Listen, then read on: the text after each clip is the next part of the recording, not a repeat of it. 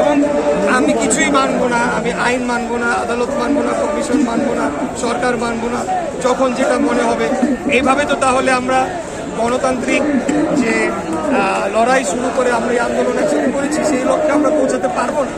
তো অবশ্যই এটা সবগুলোর সাথে একটার সাথে একটা মিল রয়েছে। তবে আমি আপনাকে স্পেসিফিক্যালি ভেঙে বলে দিলাম। আর রাজনৈতিক উদ্দেশ্যটা বলেই দিই যে এখানে তাদের একটা অ্যানালিসিস এরকম থাকতে পারে যে নগর ভবনে গিয়ে যদি ধানের শীষে একজন প্রার্থী বসে যে হয়তোবা তার অবস্থানে সে শক্ত অবস্থান নেয় তার নীতি আদর্শের ক্ষেত্রে, তাহলে সেখান থেকে আমরা যদি প্রয়োজন করে জাতীয় নির্বাচনের দাবিতে গণ আন্দোলন করে তুলতে পারি আর কি। আমার ওখানে এটা হলো তাদের রাজনৈতিক উদ্দেশ্য।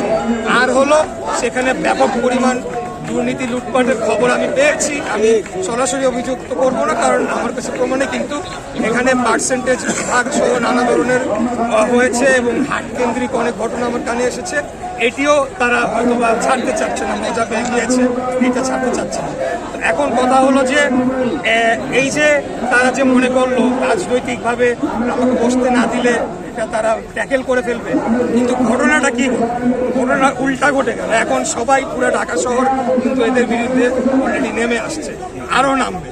অতএব তারা যদি আইনকে শ্রদ্ধা করে আইনি প্রক্রিয়া অনুসরণ করতো, আমাকে শপথ দিতে দিত, এইটাই তো লাস্ট প্রক্রিয়া, বা আমাকে বাধা প্রদান না করতো। তারা যে বলছে অবৈধ নির্বাচনকে বৈধতা দেওয়া, এগুলো আমি অনেকবার এগুলো ক্লারিফিকেশন দিচ্ছি।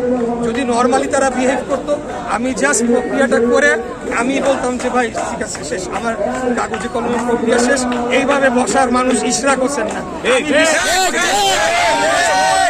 আমি বিশ্বাস করি আবার নির্বাচন করলে আবারও বিপুল ভোটে যে কোনো প্রার্থীকে হারানোর মতো, কিন্তু এখানে